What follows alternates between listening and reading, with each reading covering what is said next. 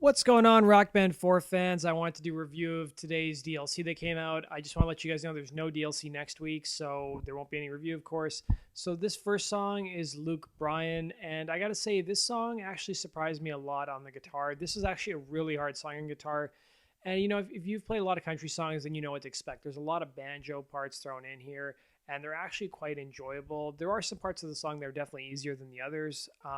There's some really insanely difficult hammer-ons and pull-offs, but I think this is a great song. If you guys are looking for a challenging guitar song, this is a song you should be buying. The drums are equally good. They're definitely on the easier side, but there's two main beats you'll play. There's like a hi-hat and snare beat, and then there's like a snare and rack tom beat.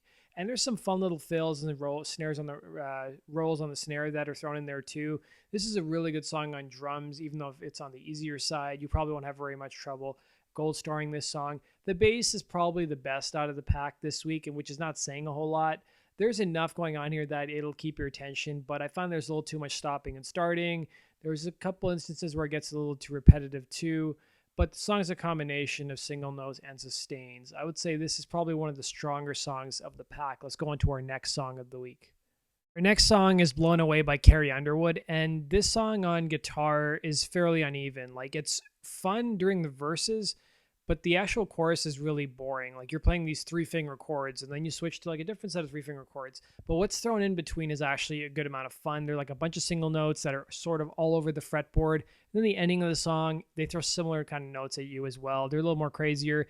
And that's probably the best part of the guitar. I'd say the guitar is average. The drums are completely skippable. The first half of the song, or pretty much the entire song, has a lot of kick drum, and then they start throwing like hi-hat and then some open hi-hat and some crash. And there's really not a whole lot going on here. There's not even really a ton of fills you're going to be playing. I felt really the same way with the bass. The bass has a ton of sustain notes.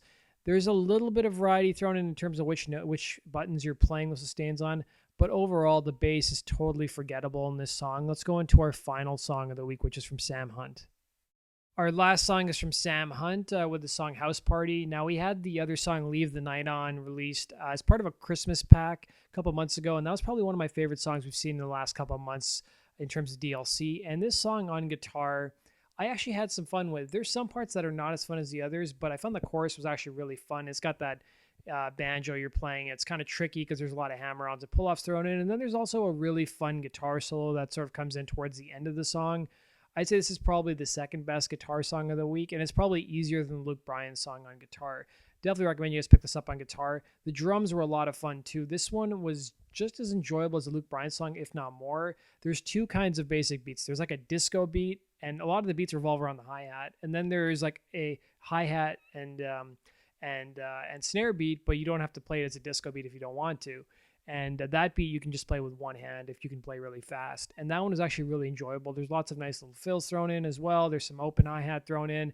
Good song to buy on drums. The bass is absolutely dreadful. It's the worst bass song of the week. It's a lot of waiting, even at the beginning and partway through the song. And then they throw a couple notes at you, and then you stop and start, and it's kind of repeated over and over. That does it for this week's DLC reviews, guys. Thanks for watching, and there will be no DLC review next week, but I will have an interview with Harmonix tomorrow, so check that out. Take care.